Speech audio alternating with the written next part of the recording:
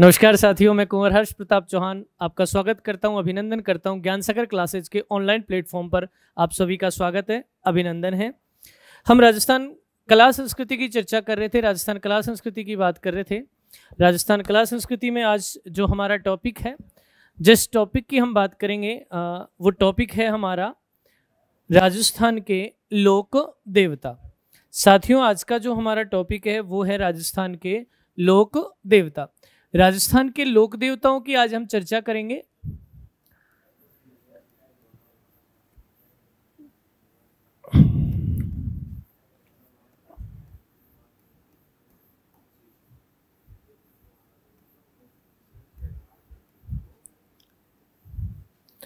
साथियों, हमारा आज का टॉपिक रहा राजस्थान के लोक देवता। राजस्थान के लोक देवताओं की बात करेंगे। राजस्थान के लोक देवताओं की बात करने से पहले आप देखेंगे कि हम किन किन लोक देवताओं के बारे में आज जानकारी प्राप्त करेंगे, कौन कौन से लोक देवता ऐसे हैं जिनको आज हम पढ़ेंगे। देखिए, हमारा टॉपिक हुआ राजस्थान के लोक देवता। साथियों, राजस्थान के लोक देवताओं की जब हम बात कर रहे हैं, राजस्थान के लोक देवताओं की जब हम चर्चा कर रहे हैं, तो राजस्थान के लोक देवताओं में हम सबसे पहले देखेंगे, राजस्थान के लोक देवताओं में हम सबसे पहले देखेंगे पंच पीर। राजस्थान के लोक देवताओं में हम सबसे पहले क्या देखेंगे? पंचपीर। और इन पंचपीर का जो संबंध है ये किससे है? मारवाड़ क्षेत्र से।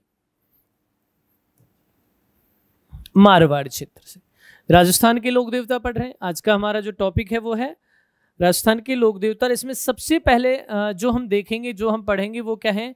पंचपीर। और पंचपीर का संबंध किससे है? मारवाड़ से। यानी मारवाड़ के ऐसे 5 लोक देवता जो बहुत ही प्रसिद्ध रहे, लोक देवता के रूप में जाने जाते हैं। मारवाड़ के इन 5 प्रसिद्ध लोक देवता जिन्हें हम पंचपीर के नाम से जानते हैं, उन 5 लोक देवताओं के नाम मैं आपके सामने रख रहा हूं। मारवाड़ के 5 लोक देवता जिन्हें हम पंचपीर कहते हैं। देखिएगा साथियों, मारवाड़ के जिन 5 लोक देवताओं को हम क्या कहेंगे? पंचपीर। मैं उन पंचपीरों की बात करता हूं।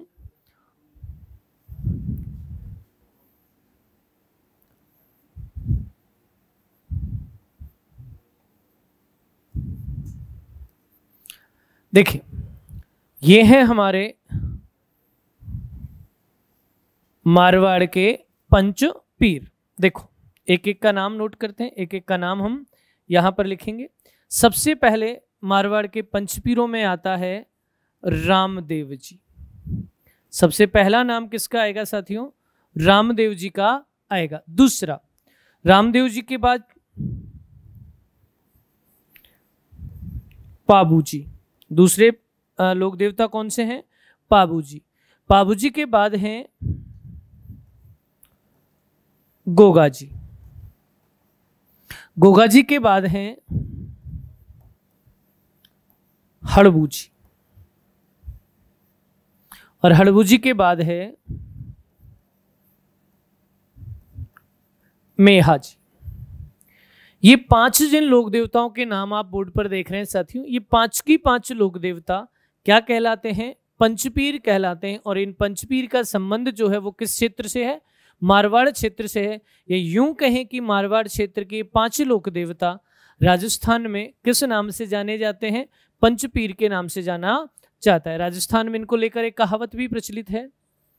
राजस्थान में इनको लेकर एक कहावत भी प्रचलित है, और उस कहावत में भी इन 5 की 5 लोक देवताओं का नाम शामिल किया जाता है।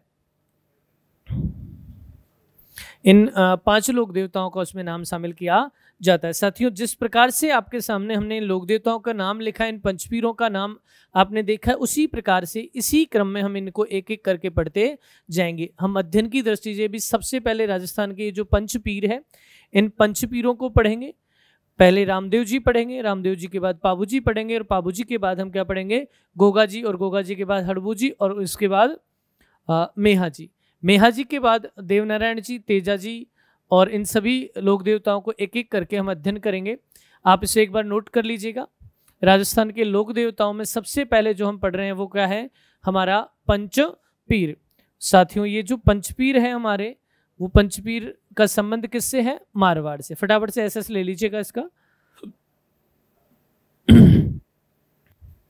आगे चलते हैं, आगे देखते हैं हम।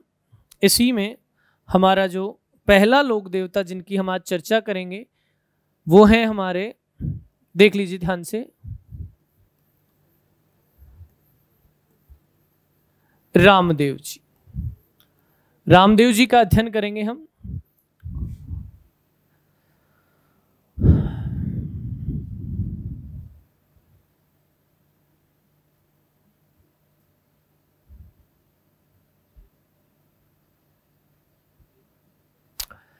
रामदेव जी की बात करते हैं। रामदेव जी के विषय में जानकारियां प्राप्त करते हैं कि रामदेव जी के विषय में कौन कौन सी जानकारियां जो परीक्षा उपयोगी हो सकती है, जो महत्वपूर्ण हो सकती है, उसके बारे में हम बात करते हैं।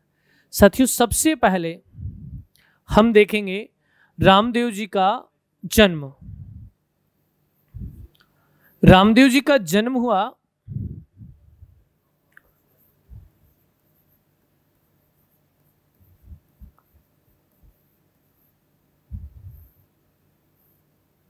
रामदेव जी का जन्म हुआ ऊड कश्मीर। और ऊड कश्मीर कहाँ पर स्थित है? कहाँ है साथियों ऊड कश्मीर? बाड़मेर में। किस जिले में है? बाड़मेर में। रामदेव जी का जन्म हुआ ऊड कश्मीर, बाड़मेर में। ये तो हुई इनके जन्म की बात, रामदेव जी के जन्म की चर्चा की। ये तो हुई रामदेव जी के जन्म को लेकर बात। अब इनका जन्म जिस तिथि को हुआ उस तिथि की बात करते हैं, इनके जन्म की तिथि। साथियों, रामदेव जी के जन्म की तिथि है भाद्रपद। रामदेव जी के जन्म की तिथि है भाद्रपद शुक्ल द्वितीया। ये जो भाद्रपद शुक्ल द्वितीया है, इस भाद्रपद शुक्ल द्वितीया को रामदेव जी का क्या होता है? जन्म होता है। और इस भाद्रपद शुक्ल द्वितीया को ही साथियों, इस भाद्रपद शुक्ल द्वितीया को ही कहा जाता है बाबारी बीज। भाद्रपद शुक्ल द्वितीया को ही क्या कहा जाता है? बाबारी बीज कहा जाता है। जन्म के बाद देखेंगे इनकी माता, रामदेव जी की माता का नाम है साथियों मेणादे। रामदेव जी की माता कौन है? मेणादे। माता के बाद आप देखेंगे इनके पिता। रामदेव जी के पिता कौन हैं? अजमल जी।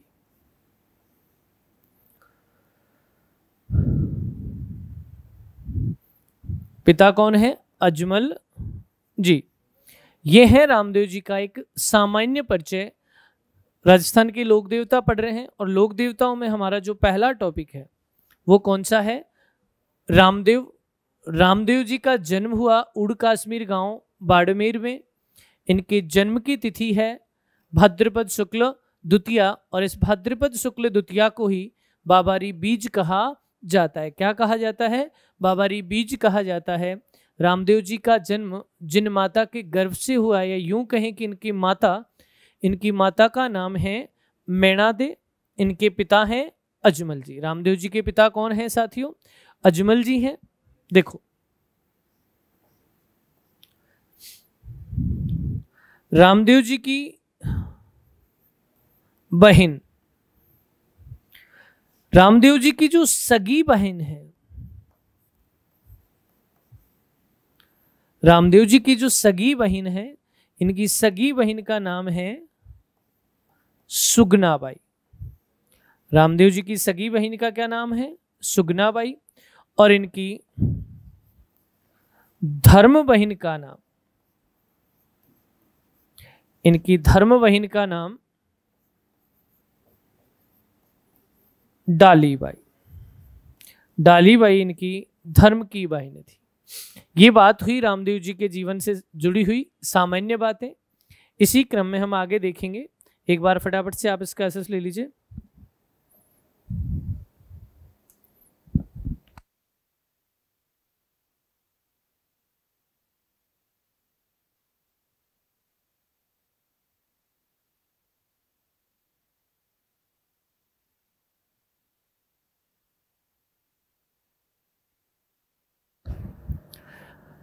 देखिएगा इसी क्रम में आगे चलते हैं और आगे बात करते हैं हम रामदेव जी के जो गुरु हैं। रामदेव जी के जो गुरु हैं, गुरु का नाम है बालीनाथ। इनके गुरु का नाम क्या है साथियों? बालीनाथ। ये उनके गुरुजी की बात हुई। गुरुजी के बाद देखेंगे हम इनकी पत्नी। इनकी पत्नी का नाम क्या है? नेतल दे। रामदेव जी की पत्नी कौन है साथियों? नेतल दे है। नेतल दे का ही एक और नाम है, नेतल दे को ही एक और नाम दिया जाता है और नेतल दे का दूसरा नाम है निहाल दे। साथियों नेतल दे का एक और नाम है निहाल दे। नेतल दे का दूसरा नाम क्या है? निहाल दे। ये है बाबूजी इनकी रामदेव जी की पत्नी। अब यहाँ देखने वाली जो महत्वपूर्ण बात है, समझने वाली एक महत्वपूर्ण बात है, ये जो नेतल दे हैं ये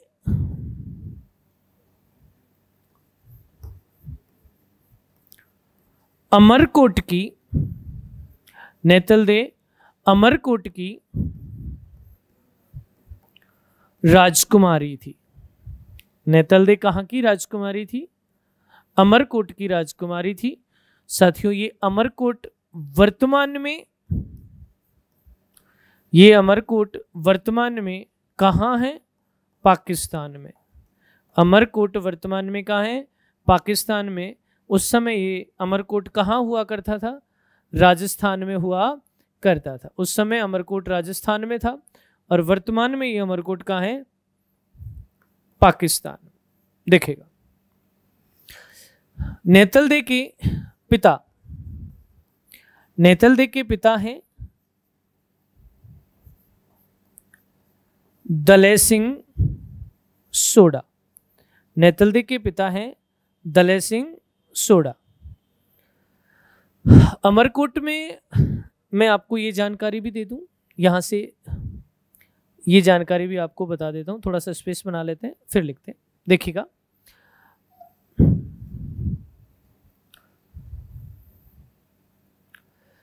अमरकोट में सोडा राजपूतों का, अमरकोट में सोडा राजपूतों का शासन रहा है और यहाँ पर आज भी इस वंश परंपरा के लोग हैं जो कि पाकिस्तान में आज भी अपना ये राजवंश संचालित किए हुए हैं। अब आगे देखेंगे हम नेतल दे के पिता। देखिए नेतल दे के जो पिता हैं, यानी यूं कहें कि इस अमरकोट के जो राजा थे, अमरकोट के जो शासक थे, नेतल दे के पिता हैं दलय सिंह सोडा। नेतल दे के पिता कौन है साथियों? दलय सिंह सोडा। ये बात हुई इनकी पत्नी नेतल दे को लेकर। यहां तक था इनका व्यक्तिगत परिचय, इनके जीवन से जुड़ी हुई महत्वपूर्ण जानकारियां। कौन से लोक देवता पढ़ रहे हैं हम? वापस से फटाफट से आप इस चीज को रिवाइज कर लीजिएगा। रामदेव जी पढ़ रहे हैं। रामदेव जी का जन्म हुआ उड़ कश्मीर गांव बाड़मेर में। रामदेव जी ने जिस तिथि को जन्म लिया है, यूं कहें कि इनके जन्म की जो तिथि थी वो थी भाद्रपद शुक्ल द्वितीया। इस भाद्रपद शुक्ल द्वितीया को हम बाबारी बीज के नाम से जानते हैं। इनकी जो माता है, माता का नाम है मैणा दे, इनके पिता का नाम है अजमल जी। इनकी बहन को हमने दो भागों में इस तरह से विभाजित किया। इनकी जो सगी बहन थी, इनकी जो माजाई बहन थी, उसका नाम था सुगनाबाई और इनकी जो धर्म की बहन थी उसका नाम है डालीबाई। इस डालीबाई के बारे में हम आगे विस्तार से देखेंगे। इनके गुरु हैं बालीनाथ और इनकी पत्नी का नाम है नेतल दे या निहाल दे। ये जो नेतल दे या निहाल दे हैं, ये अमरकोट की राजकुमारी थी और ये अमरकोट वर्तमान में कहाँ है साथियों? पाकिस्तान में है। और अमरकोट में सोडा राजपूतों का क्या रहा है? शासन। नेतल दे के पिता हैं जो कि यहाँ अमरकोट के शासक थे दलय सिंह सोडा। ये तो बात हुई रामदेव जी के व्यक्तिगत जीवन की, इनके सामान्य जीवन परिचय की। आप इसका एक बार एसेस ले लीजिए, फिर आगे चलते हैं और रामदेव जी के बारे में और विस्तार से जानकारी प्राप्त करते हैं। देखिए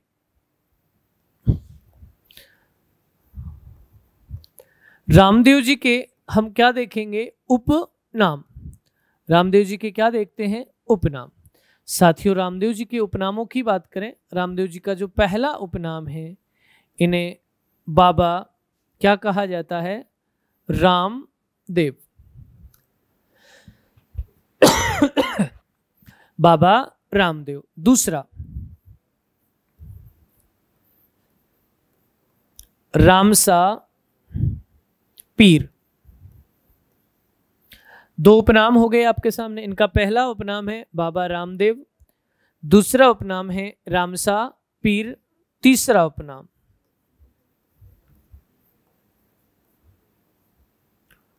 रूणे चाका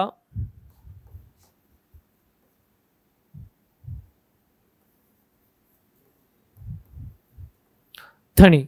तीन उपनाम हुए, बाबा रामदेव, रामसा पीर, रूणे चाका धनी, और चौथा उपनाम है पीरों का पीर। ये हुए इनके उपनाम। साथियों, रामदेव जी के उपनाम है बाबा रामदेव, रामसा पीर, रूणे चाका धनी और पीरों का पीर। ये रहे इनके उपनाम। इनके उपनामों के बाद आगे हम बात करेंगे। उपनामों के बाद हम बात करेंगे इनके मंदिर की। इनको मंदिर जो इनका होता है, साथियों, रामदेव जी का जो मंदिर है उस मंदिर को क्या कहा जाता है? देवरा। रामदेव जी के मंदिर को क्या कहा जाता है? देवरा। अब रामदेव जी को मंदिर को देवरा कहा जाता है, तो इनके कुछ महत्वपूर्ण जो देवरा हैं, इनके जो कुछ महत्वपूर्ण मंदिर हैं, इनकी बात कर लेते हैं। रामदेव जी के जो कुछ महत्वपूर्ण मंदिर हैं, इन मंदिरों की हम बात करते हैं, मंदिरों की हम चर्चा करते हैं कि रामदेव जी के कौन कौन से महत्वपूर्ण मंदिर हमारे राजस्थान में हैं और या राजस्थान के बाहर हैं। इनके मंदिर को कहा क्या जाता है? देवरा। अब जो प्रमुख इनके देवरा हैं उनकी हम चर्चा कर लेते हैं। सबसे पहला जो देवरा है इनका कहाँ है? रूणेचा में। इस रूणेचा को ही एक और नाम दिया जाता है। रूणेचा का दूसरा नाम है रामदेवरा। साथियों, रूणेचा का ही दूसरा नाम क्या है? रामदेवरा। और ये रामदेवरा कौन से जिले में है? जैसलमेर में। ये इनका रहा महत्वपूर्ण मंदिर। दूसरा एक मंदिर है इनका या एक देवरा है विरांटिया। और साथियों, विरांटिया कहाँ है? पाली में। विरांटिया कहाँ पर है? पाली में स्थित है।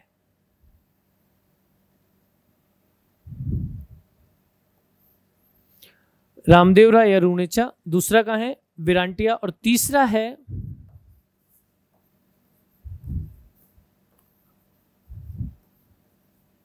सूरता खेड़ा। और ये सूरता खेड़ा है साथियों कहां पर? चित्तौड़ में। सूरता खेड़ा कहां पर है? चित्तौड़गढ़ में स्थित है। ये आपके सामने रामदेव जी के कितने प्रमुख देवरा हैं या कितने प्रमुख मंदिर हैं? 3। पहला रूणेचा। रूणेचा को ही दूसरा नाम क्या दिया जाता है? रामदेवरा। और रामदेवरा या रूणेचा किस जिले में स्थित है? जैसलमेर में। दूसरा कौन सा है? विरांटिया। विरांटिया को क्या कहा जाता है? पाली। तीसरा विरांटिया कहाँ है? पाली में। और तीसरा सूरता खेड़ा। और ये सूरता खेड़ा कहाँ है साथियों? चित्तौड़ में। आगे देखिए, एक है छोटा रामदेवरा।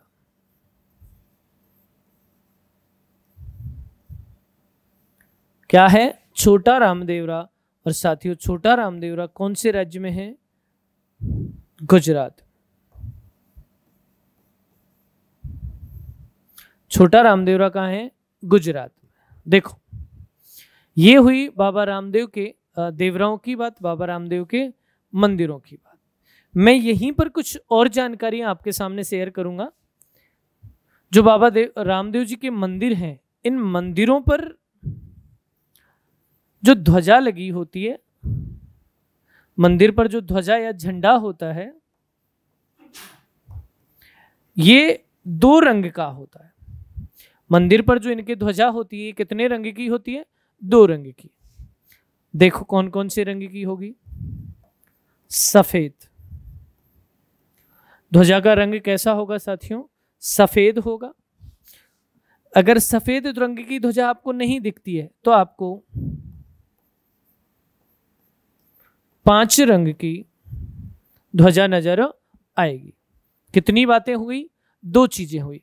जो मंदिर है इसके ऊपर जो ध्वजा होगी या जो झंडा होगा वो सफेद रंग का होगा, और सफेद रंग का नहीं तो कौन से रंग का होगा, पचरंगा होगा, यानी 5 रंगों के झंडे की बात होगी यहाँ पर। वापस से एक बार आपने जो देखा है उसे फटाफट से एक बार देख लीजिएगा। बाबा रामदेव के बारे में हम अध्ययन कर रहे हैं। बाबा रामदेव जी या रामदेव जी जो लोक देवता है इनके बारे में हम पढ़ रहे हैं। रामदेव जी का जन्म कहाँ होता है? उड़ कश्मीर में। उड़ कश्मीर कहाँ है? बाड़मेर में।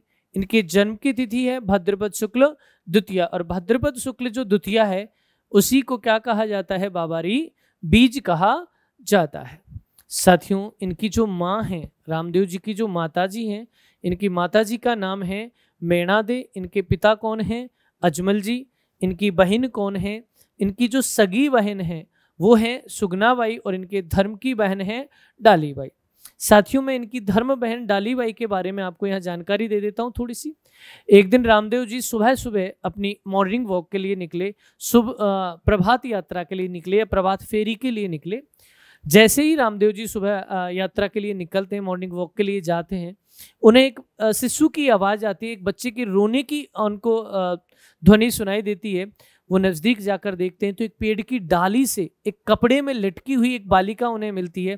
एक नवजात शिशु के रूप में ये बालिका उन्हें मिलती है, और रामदेव जी इन्हें उतार कर सबसे पहले उन्होंने आसपास देखा कि कोई लोग तो नहीं है, कहीं किसी से गलती से तो ऐसा नहीं हो गया कि बालिका यहाँ गलती से कोई भूलवश रह गई हो, या इसके माता पिता हैं जो कहीं ऐसे छोड़कर आसपास किसी काम से चले गए हों।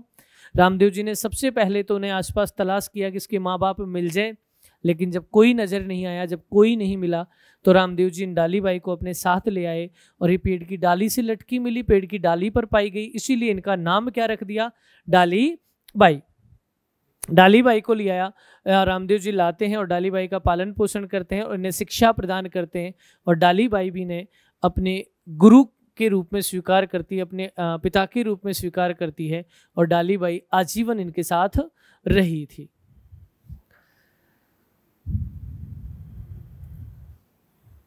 ये जो इनकी सगी बहन है, ये जो इनकी सगी बहन है सुगनाबाई, मैं आपको इन सुगनाबाई के बारे में थोड़ा सा जानकारी यहाँ दे देता हूँ।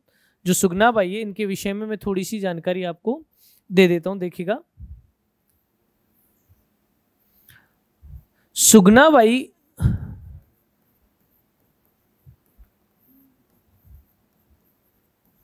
साथियों, इन सुगनाबाई का विवाह, इन सुगनाबाई का विवाह रामदेव जी के द्वारा पूंगलगढ़ के राजकुमार, सुगनाबाई का विवाह रामदेव जी के द्वारा पूंगलगढ़ के राजकुमार विजय सिंह परिहार के साथ किया गया। सुगनाबाई का विवाह किसके साथ हुआ? विजय सिंह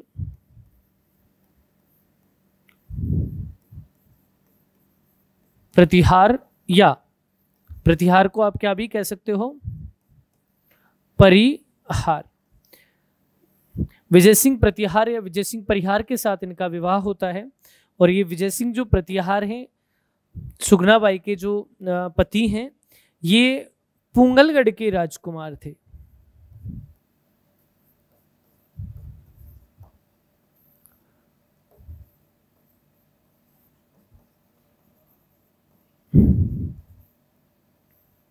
ये पूंगलगढ़ के क्या थे साथियों? राजकुमार थे। दोनों बहनों की बात हुई, सुगना की भी बात हुई, और सुगना के बाद डालीबाई, इन दोनों की आपने जानकारी देखी किस प्रकार से डालीबाई रामदेव जी के जीवन में आती है। और ये जो सगी बहन सुगना, इनका विवाह विजय सिंह प्रतिहार या विजय सिंह परिहार के साथ हुआ, और ये कहाँ के थे? पूंगलगढ़ के राजकुमार थे। बाद में पूंगलगढ़ के क्या बनते हैं? शासक बनते हैं। इसी क्रम में आगे देखते हैं, रामदेव जी के जो गुरु हैं इनका नाम है साथियों बालीनाथ। रामदेव जी ने अपनी जो शिक्षा दीक्षा प्राप्त की वो किसके साथ प्राप्त की? किससे प्राप्त की? बालीनाथ से प्राप्त की। इधर इनकी पत्नी नेतल दे या निहाल दे की बात कर रहे हैं। इनकी पत्नी नेतल दे या निहाल दे, ये अमरकोट की राजकुमारी थी। अमरकोट वर्तमान में कहाँ है? पाकिस्तान में है, और यहाँ पर सोडा राजपूतों का शासन रहा है। नेतल दे के जो पिता हैं इनका नाम है दलय सिंह सोडा। आगे बात करते हैं, आगे देखिएगा। रामदेव जी के कुछ उपनाम हैं, बाबा रामदेव, रामसा पीर, रूणेचा का धनी, और रूणेचा के बाद यहाँ पर जो आया है पीरों का पीर भी इनको कहा जाता है। रामदेव जी के जो मंदिर हैं साथियों, इन मंदिरों को क्या कहा जाता है? देवरा कहा जाता है। और रामदेव जी का जो प्रमुख देवरा है, रामदेव जी का जो प्रमुख देवरा है, उन सहित राजस्थान में इनके और राजस्थान के बाहर ये इनके महत्वपूर्ण मंदिर हैं, जिसमें रूणेचा या रामदेवरा कहाँ है? जैसलमेर में, विरांटिया, पाली में, सूरताखेड़ा, चित्तौड़ में, और छोटा रामदेवरा गुजरात में स्थित है। और इनके जो मंदिर पर ध्वजा लहराती, जो ध्वजा या झंडा होता है वो सफेद रंग का या पचरंग का होता है। आप इसका फटाफट से एक बार एसेस ले लीजिए। चलिए साथों आगे बढ़ते हैं, आगे देखते हैं।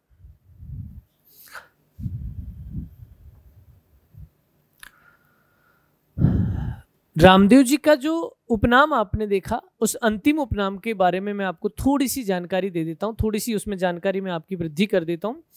जो अंतिम उपनाम आपने देखा पीरों का पीर, उस पीरों के पीर के पीछे थोड़ा सा लॉजिक और थोड़ी सी कहानी है, उसे समझिएगा। एक बार कहते हैं कि मक्का मदीना से 5 मुस्लिम संत बाबा रामदेव की ख्याति को सुनकर, बाबा रामदेव के चमत्कारों की ख्याति को सुनकर वो बाबा रामदेव की परीक्षा लेने के लिए इनके पास आते हैं। बाबा रामदेव के बाद साथ मिलकर इन्होंने पहले तो ज्ञान का आदान प्रदान किया, शास्त्रार्थ किया। दोनों ने बैठकर, बाबा रामदेव और उन 5 पीरों ने बैठकर एक दूसरे से बातचीत की। जैसे ही भोजन का समय होता है, भोजन के समय में बाबा रामदेव उनको भोजन के लिए आमंत्रित करते हैं, तो उन्होंने एक बहाना बनाया कि हम आपके यहाँ भोजन तो कर लें, लेकिन हमारे आपके यहाँ भोजन करने में एक प्रॉब्लम है, एक समस्या है। रामदेव जी ने पूछा, भाई क्या समस्या है, भोजन करने में कौन सी दिक्कत है, बताइएगा। उन्होंने कहा कि हम अपने ही बर्तनों में, अपने ही पात्रों में भोजन करते हैं, हम अपने पात्रों के अतिरिक्त किसी और के पात्रों में भोजन नहीं करते। और हम अपने पात्र कहाँ छोड़कर आ गए, कहाँ भूल कर आ गए? मक्का में भूल कर आ गए। ये बात सुनकर बाबा रामदेव समझ गए कि ये मेरा परीक्षण करना चाहते हैं, ये मेरी शक्तियों का परीक्षा लेना चाहते हैं। बाबा रामदेव ने अपने इष्ट को, अपने गुरु को, अपनी शक्तियों को याद कर अपना हाथ आगे किया लंबा, और उन 5 पीरों के कटोरे बाबा रामदेव ने पल भर में वहीं मौजूद कर दिए, वहीं प्रकट करके उनको दे दिया कि अब आपके कटोरे आ चुके हैं, आपके बर्तन, आपके पात्र आ चुके हैं, आप इन पात्रों में क्या करिएगा? भोजन करिएगा। इस चमत्कार को देखकर, इस सिद्धि को देखकर वो 5 के 5 पीर नतमस्तक हो गए, बाबा रामदेव के सामने झुके और उन्होंने कहा बाबा रामदेव को कि हम तो सिर्फ पीर हैं। उन 5 मुस्लिम संतों ने कहा कि हम तो सिर्फ क्या हैं? पीर हैं, और आप तो पीरों के क्या हैं? पीर। तभी से बाबा रामदेव को क्या कहा जाता है? पीरों का पीर कहा जाता है। अब देखिए, बाबा रामदेव को हम एक लोक देवता के रूप में पूजते हैं। इसके पीछे कारण क्या है कि इन्हें लोक देवता के रूप में क्यों पूजते हैं? इस बात का आपको ध्यान रहे कि हम इनको लोक देवता के रूप में क्यों पूजते हैं। इनको लोक देवता के रूप में पूछा जाता है एक भैरव नामक तांत्रिक के कारण। कहते हैं कि बाबा रामदेव शुरू से ही अपने बाल्यकाल से भक्ति भाव में लीन रहते थे और शक्तिशाली, शारीरिक रूप से मजबूत व्यक्ति थे। ये अपने भक्ति भावना में लीन रहते। इन्होंने बहुत सारी सिद्धियां अर्जित कर रखी इनके क्षेत्र में। ये जो रूणेचा जो क्षेत्र है, रामदेवरा जो क्षेत्र है, इस क्षेत्र से पहले जो इनका शासन काल था, जो इनका राज्य क्षेत्र था, इनके उस राज्य क्षेत्र में एक तांत्रिक रहता था, भैरव तांत्रिक। और ये भैरव तांत्रिक के जो कृत्य थे वो कैसे थे? राक्षसों वाले। इनके कृत्य कैसे थे? राक्षसों वाले। इसलिए कहा जाता है कि ये भैरव नामक एक राक्षस था और इस भैरव नामक राक्षस का बाबा रामदेव जी ने अंत कर दिया। इस भैरव राक्षस का बाबा रामदेव जी ने वध कर दिया और भैरव राक्षस का अंत करने के कारण, भैरव राक्षस से दुनिया को मुक्ति दिलाने के कारण, जन सामान्य की भैरव राक्षस के प्रति जो समस्याएं थी उनको समाप्त करने के कारण इनको लोक देवता के रूप में पूजा गया। इसके अतिरिक्त बहुत सारी सिद्धियां, बहुत सारे चमत्कार इनके द्वारा समय समय पर किए गए। इनकी सिद्धियों के कारण इनको आज जनमानस में लोक देवता के रूप में पूजा जाता है। हमने जो अंतिम चीज देखी वो क्या देखी साथियों? मंदिर का देखा है। क्या देखा है? मंदिर की ध्वजा देखी है। अब हम मंदिर को ही आगे लेकर मंदिर की और कई जानकारियां उनकी बात करते हैं। मंदिर की अन्य जानकारियों की हम चर्चा करते हैं। देखिएगा, बाबा रामदेव जी का जो मंदिर है आपने सारे मंदिर देख लिए। इन सभी मंदिरों में जो मुख्य मंदिर है इनका जो मुख्य मंदिर है साथियों, ये मुख्य मंदिर कहाँ है? रामदेवरा में। रामदेवरा कहाँ है? जैसलमेर में। ये आप पहले ही देख चुके हैं। इस मंदिर में जो पुजारी होता है, इस मंदिर का जो पुजारी होता है, जो यहाँ के पूजा पाठ की पद्धति को संभालता है, वो तंवर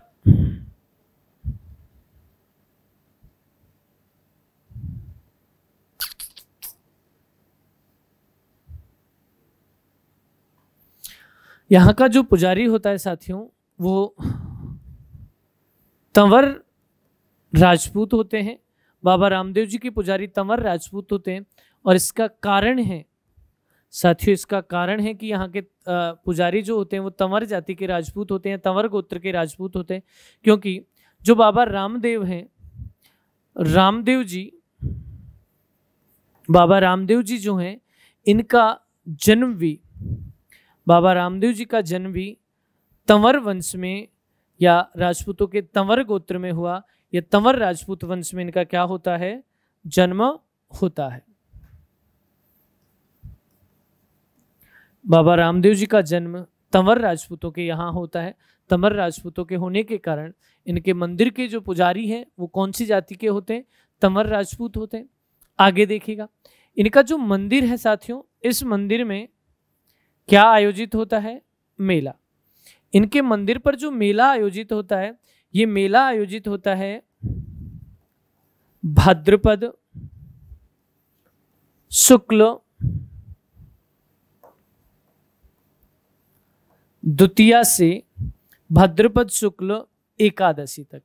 रामदेव जी के मंदिर में जो मेला आयोजित होता है, जो इनका यहाँ मेला लगता है साथियों, ये मेला इनके मुख्य मंदिर पर लगता है, यानी रामदेवरा में लगता है। और रामदेवरा में ये मेला भाद्रपद शुक्ल द्वितीया से कब तक लगता है? एकादशी तक ये लगता है। देखिएगा,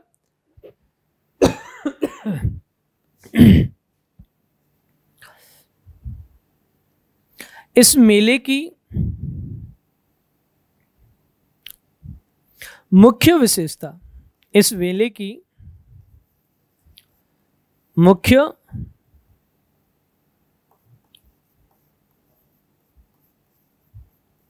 विशेषता, इस मेले की मुख्य विशेषताओं को देखते हैं।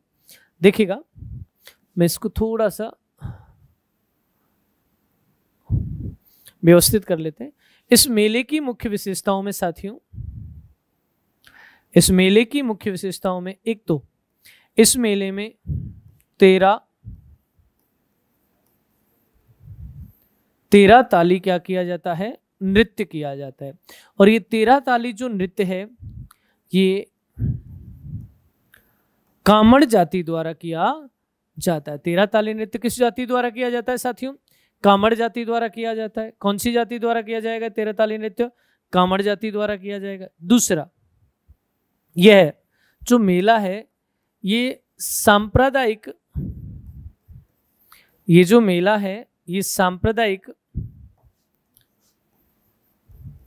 सद्भावना का मेला है। ये जो बाबा रामदेव जी का मेला है साथियों, ये सांप्रदायिक सद्भावना का मेला है।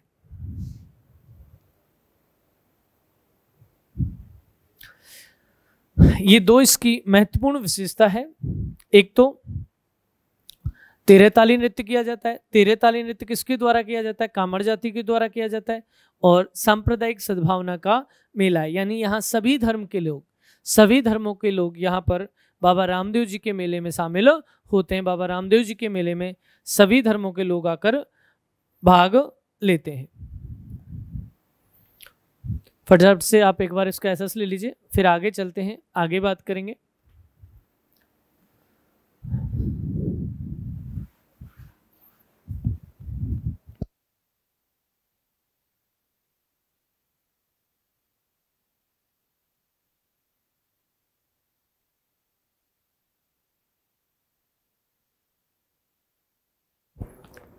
देखिएगा साथियों, रामदेव जी ने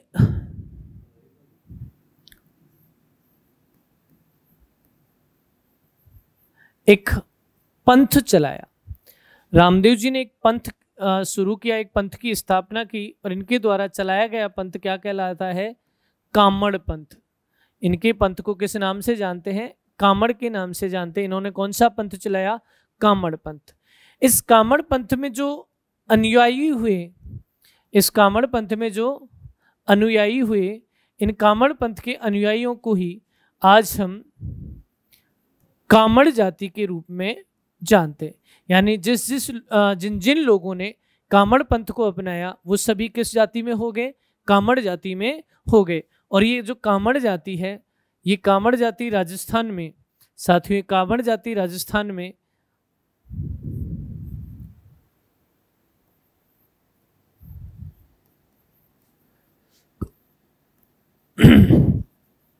कामड़ जाति राजस्थान में 13 ताली नृत्य के लिए प्रसिद्ध है। और ये जो 13 ताली नृत्य है, ये कामड़ जाति की किनके द्वारा किया जाता है? 13 ताली नृत्य कामड़ जाति की किनके द्वारा किया जाता है? महिलाओं के द्वारा ये नृत्य किया जाता है। ये तो हुई पंथ की बात। आगे देखेंगे जो बाबा रामदेव है, इन्होंने क्या लिखी? रचना। साथियों इन्होंने क्या लिखी? रचना। और इनकी रचना का नाम है 24 बाणियां। इनकी रचना का नाम क्या है? 24 बाणियां। रचना लिखने के कारण बाबा रामदेव जी को कहा जाता है कि ये एकमात्र लोक देवता हैं।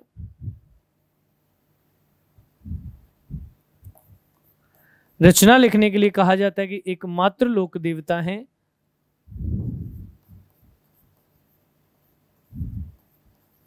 या यूं कहें कि ऐसे लोक देवता, ये यूं कह दें आप आसान से भाषा में, सीधे सीधे कह दो, ऐसे लोक देवता जो क्या भी रहे हैं कभी भी, ऐसे लोक देवता जो क्या भी हैं कभी भी हैं। 24 बाणियां रचना लिखने के कारण बाबा रामदेव जी को क्या भी माना जाता है? कभी भी माना जाता है। ऐसी मान्यता है कि बाबा रामदेव ने जो 24 बाणियां रचना लिखी है, 24 बाणियां रचना को लेकर कहा जाता है कि लोक देवताओं में ऐसे लोक देवता हैं जो एक क्या भी रहे हैं कभी भी रहे। पंथ कौन सा चलाया? कामड़ पंथ चलाया। कामड़ पंथ के जो अनुयायी थे वो किस जाति से हैं? या किस जाति के बन गए? वो कामड़ जाति के बन गए। इस कामड़ जाति की एक विशेषता है, कौन सा नृत्य करती है? 13 ताली नृत्य करती है। और 13 ताली करती कौन है? इनकी महिलाएं करती हैं। बाबा रामदेव जी ने रचना लिखी 24 बाणियां, और ये 24 बाणियां रचना लिखने के कारण जो ऐसे लोक देवता जो क्या हो गए? कभी भी हो गए। आगे देखिएगा।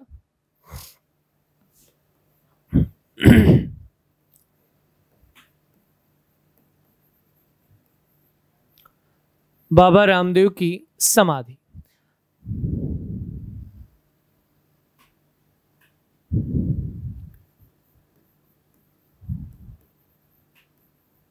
देखिएगा, बाबा रामदेव जी ने जो समाधि ली साथियों, इन्होंने समाधि ली भाद्रपद शुक्ल एकादशी को। बाबा रामदेव जी ने समाधि कब ली? भाद्रपद शुक्ल एकादशी को समाधि ली।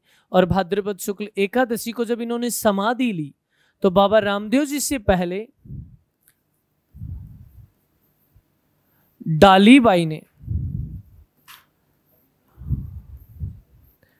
बाबा रामदेव जी से पहले डालीबाई ने क्या ली थी? समाधि। बाबा रामदेव जी की जो समाधि है वो इन्होंने कब ली? भाद्रपद शुक्ल एकादशी को। लेकिन बाबा रामदेव जी से एक दिन पहले डालीबाई ने भी, बाबा रामदेव जी से एक दिन पहले डालीबाई ने भी क्या ले ली? समाधि। और डालीबाई ने समाधि ली साथियों भाद्रपद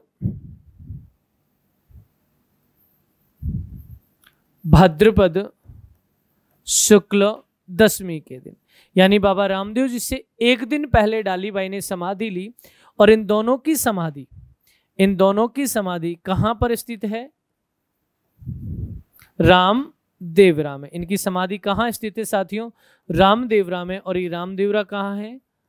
जैसलमेर में।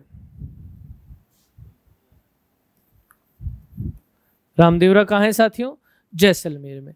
इनका जो समाधि स्थल है, इनका जो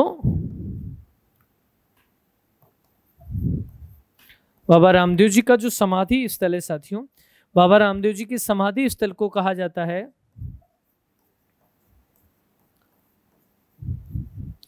राम सरोवर की पाल। बाबा रामदेव जी का जो समाधि स्थल है इसे क्या कहा जाता है? राम सरोवर की पाल कहा जाता है। फटाफट से आप बना लीजिए, इसे ऐसे ले लीजिएगा।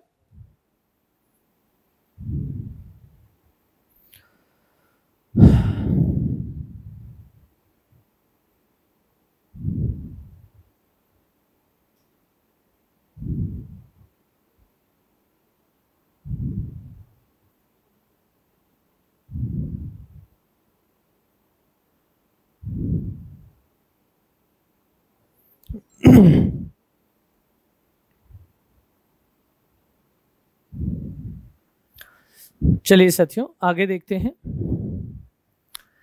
ये हुई बाबा रामदेव जी को लेकर कुछ सामान्य बातें, और इनको लेकर कुछ विशेष बातें और हैं, कुछ महत्वपूर्ण कुछ तथ्य हैं। उन महत्वपूर्ण तथ्यों को भी एक एक करके हम देख लेते हैं। देखो, रामदेव जी के मंदिर पर जो ध्वजा होती है, उस ध्वजा 2 रंग की होती, हम पढ़ चुके हैं, पहले ही देख चुके हैं।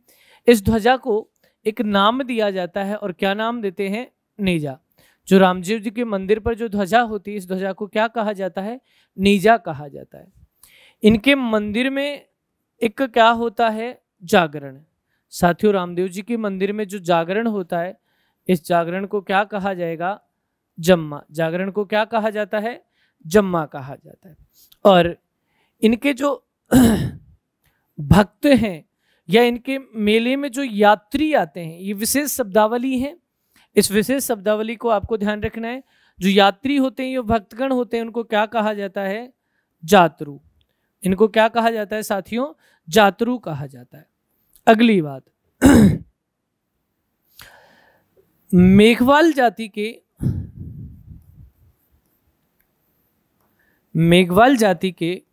जो भक्त होते हैं, मेघवाल जाति के जो भक्त होते हैं, देखो सामान्य भक्त या यात्रियों को क्या कहा जाएगा? जातरू। लेकिन मेघवाल जाति के जो भक्त हैं बाबा रामदेव के, इनको कहा जाता है रीखिया। बाबा रामदेव जी के जो मेघवाल जाति के भक्त हैं, इनको क्या कहा जाएगा साथियों? इनको क्या कहा जाएगा? रीखिया कहा जाएगा। मेघवाल जाति के भक्तों को रीखिया कहा जाएगा। सामान्य भक्त या जो यात्री इनके यहाँ आते हैं मेले में, उसको क्या कहा जाएगा? उनको जातरू कहा जाएगा। और इनके मंदिर पर जो जागरण होता है रात्रि में, उस जागरण को कहा जाएगा जम्मा। इनकी जो ध्वजा है, जो 2 सफेद और 5 रंग की जो ध्वजा है, उसे क्या कहा जाएगा? उसे कहा जाएगा नेजा। ध्वजा इनकी क्या कहलाएगी? नेजा कहलाएगी। ये रामदेव जी को लेकर विशेष शब्दावली है। इनके अलावा आप एक और बात देखेंगे कि बाबा रामदेव जी का जो मेला लगता है वो भाद्रपद शुक्ल द्वितीया से शुरू होकर कब तक लगता है? एकादशी से। लेकिन इनका जो मुख्य मेले का कार्यक्रम होता है, बाबा रामदेव जी का जो मेला लगता है, वो मुख्य मेला लगता है साथियों भाद्रपद शुक्ल दशमी के दिन। मुख्य मेला लगता है भाद्रपद शुक्ल दशमी के दिन। और भाद्रपद शुक्ल दशमी को जो मुख्य मेला लगता है साथियों, इसके पीछे कारण है। इनकी जो धर्म बहन थी डालीबाई, इनकी धर्म बहन डालीबाई ने भाद्रपद शुक्ल दशमी को इनसे एक दिन पहले क्या ली थी? समाधि। और डालीबाई के त्याग के लिए, डालीबाई के बलिदान के लिए, डालीबाई की भक्ति के लिए, डालीबाई के समर्पण के लिए भाद्रपद शुक्ल द्वितीया, भाद्रपद शुक्ल दशमी को रामदेव जी का जो मेला है उसका मुख्य रूप से आयोजन किया जाता है। सामान्यतः मेला द्वितीय से शुरू हो जाएगा और एकादशी तक चलता है, लेकिन मुख्य रूप से मेला लगेगा भाद्रपद शुक्ल दशमी को। ये जानकारियां और आप नोट करिएगा।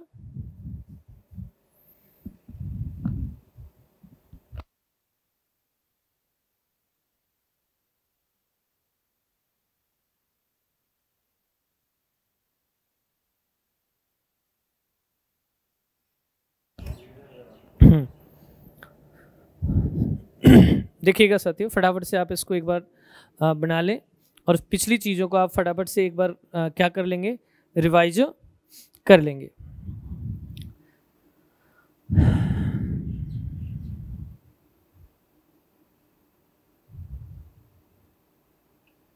हो गया? देखिए, यहां से मैं आपको दो चीजें और बता देता हूं, यहां से मैं आपको दो चीजें और बता देता हूं। एक रामदेव जी के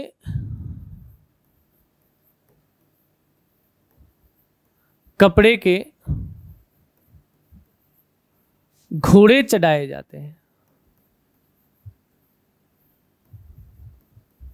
इनके जो यात्रु होते हैं, इनके यात्रुओं द्वारा इनके मंदिर पर कपड़े के क्या चढ़ाए जाते हैं? घोड़े चढ़ाए जाते हैं। पहली बात, इनके यात्रियों द्वारा इनको कपड़े के क्या चढ़ाए जाएंगे?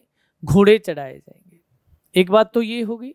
दूसरी बात, कपड़े के घोड़े चढ़ा दिए, और दूसरी जो महत्वपूर्ण बात है साथियों, आप एक बार पीछे से इनको वापस कनेक्ट करके देखिएगा। ध्वजा क्या कहलाती है? नेजा कहलाती है। जागरण क्या कहलाएगा? चम्मा कहलाएगा। और भक्त या यात्री क्या कहलाते हैं? यात्रु कहलाते हैं। और जो मेघवाल जाति के भक्त होते हैं, इनके विशेष रूप से कौन सी जाति की हम बात कर रहे हैं? मेघवाल जाति की बात कर रहे हैं। और मेघवाल जाति के जो भक्त होते हैं उनको क्या कहा जाएगा साथियों? उनको कहा जाएगा रीखिया। उनको क्या कहेंगे? रीखिया नाम से उनको जाना जाएगा। इनका जो मुख्य मेला है वो भाद्रपद शुक्ल दशमी को लगता है, और इसी में कपड़े के क्या चढ़ाए जाएंगे? घोड़े चढ़ाए जाएंगे। बाबा रामदेव के कपड़े के घोड़े चढ़ाए जाएंगे।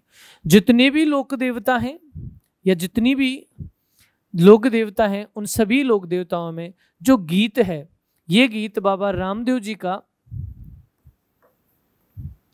सबसे लंबा गीत माना जाता है। जितने भी लोक देवता हैं, उन सभी लोक देवताओं में बाबा रामदेव जी का जो गीत है सबसे लंबा माना जाता है। और लोक देवियों में,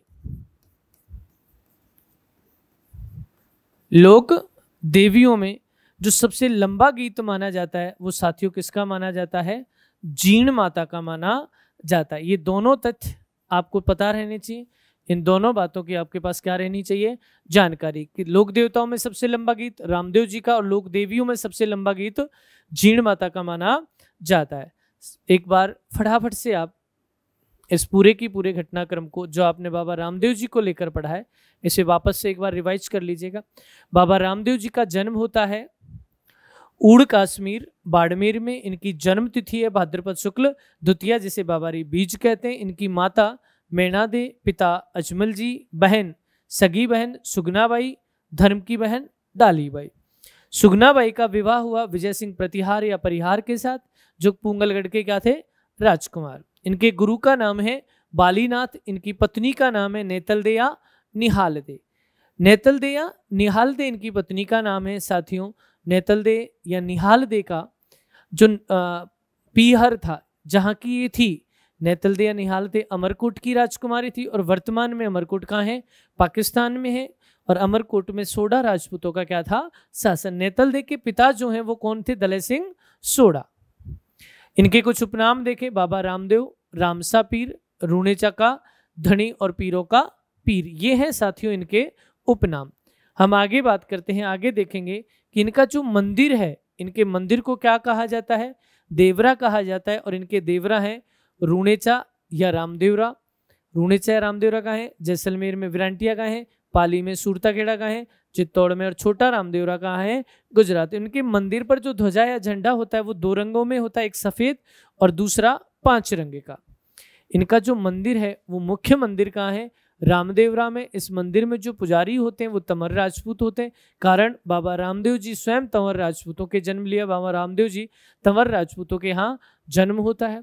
इनका जो मंदिर है उस पर जो मेला लगता है वो भाद्रपद द्वितीय को, भाद्रपद शुक्ल द्वितीय को, यानी रामदेव जी की जन्म तिथि को शुरू होता है और भाद्रपद शुक्ल एकादशी तक चलता है, जो इनकी अंतिम तिथि, इनकी मृत्यु की तिथि थी। इस मेले की मुख्य विशेषता है कि यहाँ पर 13 ताली नृत्य किया जाता है कामड़ जाति द्वारा, और दूसरा सांप्रदायिक सद्भावना का क्या है? मेला है। इन्होंने एक पंथ की स्थापना की साथियों, और जिस पंथ की इन्होंने स्थापना की वो पंथ कौन सा था? कामड़ पंथ था। और कामड़ पंथ के जो अनुयायी होते हैं वो कौन सी जाति के हैं? कामड़ जाति के कहलाते हैं। कामड़ पंथ में 13 ताली नृत्य प्रसिद्ध है, और 13 ताली नृत्य कौन करती है? कामड़ जाति की महिलाएं करती। बाबा रामदेव ने एक रचना लिखी जिसका नाम है 24 बाणियां, और ये ऐसे लोक देवता हैं जो क्या भी रहे हैं, कभी भी रहे हैं। इनका जो समाधि है बाबा रामदेव जी ने जो समाधि ली साथियों, समाधि ली भाद्रपद शुक्ल एकादशी को। इनका जो समाधि है, इनके समाधि से एक दिन पहले इनकी धर्म की बहन डाली भाई ने भाद्रपद शुक्ल दशमी को क्या ले ली? समाधि। इनका समाधि स्थल कहाँ है? रामदेवरा में। और रामदेवरा कहाँ है? जैसलमेर में। और इनके जो समाधि स्थल है साथी, उसको कहा जाता है राम सरोवर की पाल। इनके समाधि स्थल को क्या कहा जाएगा? राम सरोवर की पाल। इनके मंदिर पर जो ध्वजा रहती है उसे नेजा कहते हैं। इनके जागरण को जम्मा कहेंगे। इनके भक्त यात्रियों को क्या कहेंगे? जातरू कहेंगे। और ये जो मेघवाल जाति के इनके भक्त होते हैं उनको क्या कहा जाता है? रीखिया कहा जाता है। इनका मुख्य मेला लगता है भाद्रपद शुक्ल दशमी को। रामदेव जी के कपड़े के घोड़े चढ़ाए जाते हैं। और रामदेव जी का जो गीत है लोक देवताओं में सबसे लंबा गीत है।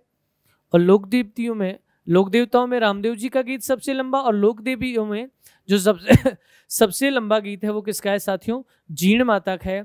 इसी के साथ रामदेव जी वाला जो टॉपिक है हमारा, रामदेव जी जो लोक देवता है उनका कार्यक्रम यहीं समाप्त होता है। मैं आज आपके सामने एक प्रश्न छोड़ के जा रहा हूं रामदेव जी को लेकर, और इस प्रश्न की हम चर्चा अगली क्लास में करेंगे। अगले वीडियो में इस प्रश्न के ऊपर चर्चा करेंगे। प्रश्न है, राजस्थान का छोटा रामदेवरा कहाँ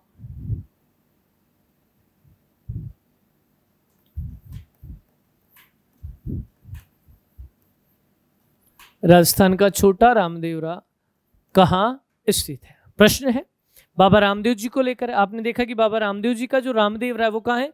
गुजरात में। छोटा रामदेवरा कहाँ है भाई? गुजरात में। जब छोटा रामदेवरा गुजरात में है तो उसी की तर्ज पर हम देखते हैं कि राजस्थान में बाबा रामदेव जी का जो छोटा रामदेवरा है वो कहाँ स्थित है। अगली क्लास के समय आप इस प्रश्न का आंसर तैयार रखेंगे। इस प्रश्न के साथ ही मैं आपसे विदा लेता हूँ आज, और आज की क्लास यहीं समाप्त करते हैं। नमस्कार, जय हिंद, जय भारत।